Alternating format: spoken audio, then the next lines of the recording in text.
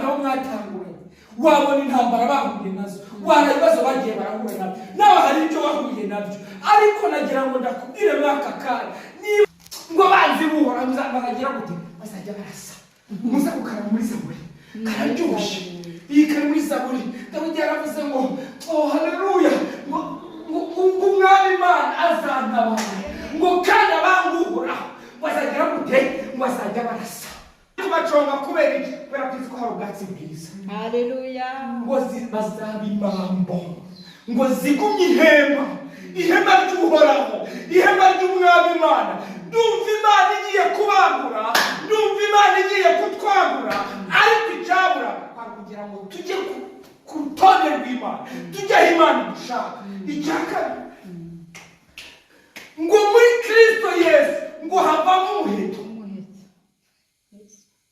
Haleluya. Amen. Haleluya. Muri Kristo haitavamo umuheto. Yaravuze ngo izabarasa cyane. Muri Zaburi Dawidi muzagira gute? Yo ntabwo uzabarasa izagira gute? Haleluya. Amen.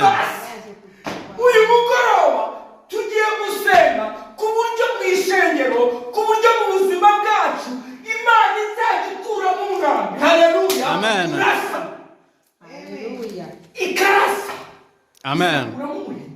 Umuheto barasa. Wahabonye? Ahasoma batajya ngo nibyo nahimbye. Zaburi Amen. 34 reka duhere ku murongo wa 7 n'uwa 8. Yego mama. Ariko komeza reka manze ngere haleluya. Haleluya. Amen. Abaduri kumwe haleluya. Amen. Gakomereza. Bahirimbanira kunguka inama mbi. Bagira gute? Bahirimbanira. Ubyakire Bakibwira bati tunogeje inama. bagize gute? Tunogeje inama. Bahejeje? Kungutse. umutima w'umuntu wese n'ibihishwe atekereza n'ibirondorwa ariko Imana izabarasa ariko Imana izabarasa turi gusenga muri twebwe Imana ishaka tuba abantu bazima haleluya hamwe bagende bakica ntizabuza kwica umviriza reka bahanure reka nshaka kuri podium pasi ntabwo Imana izakuraho abagira inama ishengero rizaba rinini ishengero rizamuka kandi inama zizaba ariko icyo waravugana nawe haleluya icyo Imana ivugana nawe mama pastor icyo Imana ivugana nawe mukozi w'Imana izigera ibabuza kugira inama izareka abagira inama haleluya ngo bazinogane ngo babyuzuze ariko Imana izagira gute ngo ariko Imana izabarasa bazakomeretswa n'umwambi ubatunguye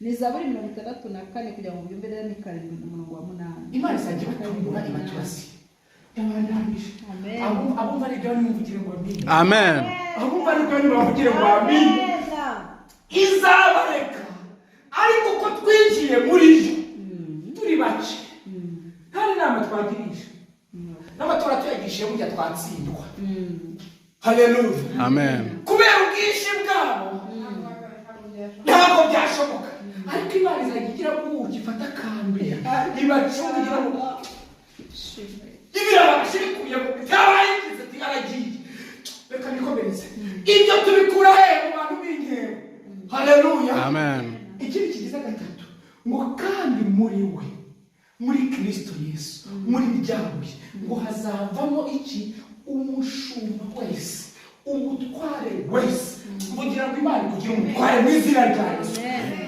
iyo turaha Imana ibiri kudutegura kugira ngo tuzabe bari Imana ishaka ko tuba ishaka ko tuzaba abanyamasengesho ishaka ko tuzaba abakozi bayo niyo mpamvu uyu munsi muri turi hano tungana gutya ibi niba wumva ari ibyawe byakira niba wumva ari ibintu bimwoherereza ariko njyewe mpagaze ahantu numvise umwuka w'umuhanuzi numvise umwuka wo gukoreshwa n'Imana numva aya majambo araje muri jewe numva Imana iri kuvugana nawe kandi n'ubu ndabyakiriye nawe n'ubyizero byakiriye muri jewe haleluya nawe ndintewa ngifise umugore n'umwana umwe ndazi ko haleluya hari icyo Imana izakora ku buzima bwanjye ndazi ko Imana izanyagura ndazi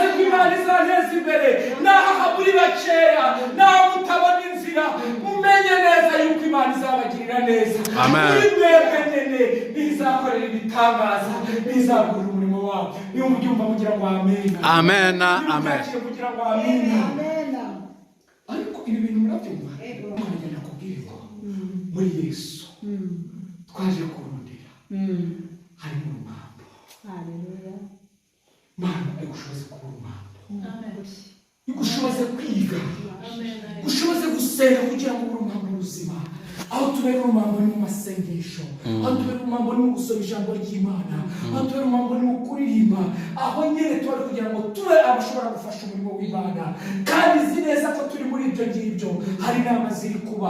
Ntugire uterwa ubwoba n'inama ziri kuba ko kuri gusenga, ntuterwa inama ziri kuba kuri gusoma ijambo ry'Imana. Bandanye igikorwa cy'Imana, Imana izabarasa. Uyu mugoroba niba hari ibintu Imana igiye kurasa, irase zijya mbaraga bibashize mu mashengero, zituma abantu binjira mu masengero, ari ibintu by'ibigitengete binjira mu masengero. Turaha turi gusenga, tugomba twugurura inzira. Numva hari inzira zari zarugaye, abanama barakozwe, n'ubwenge burakora. Reka ni kuba aho yavuze ngo ariko azajya barasa. Amen. Numva agiye kubirasa. Amen. Ariko kwemera ko twaje ku kazi, abaje ku kazi muvugire ngo Amen. ngiye gutanga gahunda, ariko ngiye mwaya mavuta ngomba dukora igikorwa cy'ubuvugishwa. Niba wumva kuri kumwe n'Imana, tugomba duhamagara Imana, tubwire Imana twebwe turi urumambo. Niba wumva hari icyatuma Imana itakuzirikaho intama, ugahita Imana iki kintu kibura, ariko ishaka kuzirikaho intama, ishaka gushyiraho umurimo w'Imana, ishaka kuyikorera. Ubonye cyangwa ugahita Imana mbabwira, ubonye ari ntacyo ugahita Imana dukeneye intama, dukeneye ko abantu bamenya ubutumwa bwiza. Ariko abantu bararusha haleluya, haleluya. Ndashoboje. Ejo twari tuganira n'umudamu wanjye, turi abakozi b'Imana twakoranaga ibikorwa by'Imana. Byari abo twabyirukanye kandi bageze kure. Bajyaga baza bakambwira ibintu ntabwo ari Imana ibahezagire. Ndakunda umukozi w'Imana bita Yongwe. Burya Yongwe ndamukunda cyane. Yongwe niwe wamanuriye ku Giburayi, turi kumwe Bujumbura. Yongwe Imana ijya imuhezagira. Padre Joseph Harerimana, turi Bujumbura, hari umugenzi yari afite imodoka y'Ibenzi, tujya kuyigurisha kwa pasiteri. Tugiye kuyigurisha araryohe, Ibenzi nziza y'ikasi Bujumbura, avuga ati ego umukozi w'Imana. Cyane musanga amasengesho y'iminsi imwe, aramanurira, arambwira ibintu. Imana imuhezagire. Burya umuntu wese agira igihe cy'iwiwe, ibindi biri kuba ntabyo nzi, ariko umuntu amugirire neza. Bivuze ngo hari ahantu ushaka kugera kuri uyu murimo w'Imana ndi kuvuga. Hari abandi twagiye turakora ibikorwa by'Imana. Haleluya. Haba twayiduka kwawo twari muri generasiyo zimwe. Ubita profete mu Kristo Rishara, Mungu wa Karitani. Cyangwa mugenzi wanjye kuri mariage yari mu bakarisodaneri wanjye. Ariko arambwira ati ngiye Kampala gusenga, reka bizogenda neza, ni sawa. Baza iwanjye tugasangira, twaryoherwaga, najyaga mu rushengero nkavuga ubutumwa. Ariko yicaye mu rushengero, aragenda, sindi ntuzaragenda. Igituma ni kuvuga ibintu kubera iki? Bene data, Imana ishaka kugira ngo tuyikorere. Hari igihe ducisha mu muriro, hari igihe ducisha mu ngorane kugira ngo dukorere Imana. Narababaye, tamarambwira ati yo, akajya mwibuka. Nuko byagenze, nuko byagenze. None agiye guteza. Ntabwo nigire nuko byagenze. Bene data, ngira ngo ndakubwire ngo ijambo ryarambwiye ngo amakuba n'ibyago ni byinshi ku mugororotsi. Ariko Imana iraza ikamutabara muri ibyo byose. Amen. Bivuze ngo uwo ni umuntu nashaka kugenda bereke abantu ugeze kuri social media ugasanga ukuntu ari kubivuga n'agahinda. Burya hari agahinda ugira kagatuma ushobora kuva no ku Mana, kagatuma ushobora gukora n'ibintu bidakorwa. Nta bintu byinshi nashatse gukurikirana by'iwiwe, ariko nahise mbona ko hari abakozi b'Imana bari kugenda. Imana hari icyo ishaka ku mugoroba, hari icyo gushaka. Hariho imbaraga zigenda zikajya ahantu mu bantu, zikagenda zigakora inama, zikavuga ngo ibi tubikoze abantu bazaza mu ngoro y'Imana. Barabikora kuko bafise izindi mbaraga, ariko ruva ko muri Kristo hari izindi mbaraga zisumba ibyo byose. Amen. Tugomba guhamagara imbaraga z'Imana, ngomba nsubize biko, ariko ngomba duhanure. Haleluya. Amen. Haleluya. Ababeteri twaje aha tugiye kujya hamwe duhanure. Naba muri Pierre Vivante mujye hamwe muhanure. Duhamagara abantu. Haleluya. Tubisabira Imana. Twebwe ntabwo dusaba abantu bave mu mashengero. Haleluya. Haleluya bene. Amen. Jewe sinkunda gusaba abantu bave mu mashengero. Oya. Jewe ndi umupagani akikijwe. Yeah. Tukamwikurira hasi tukamwigisha ijambo baracyahari.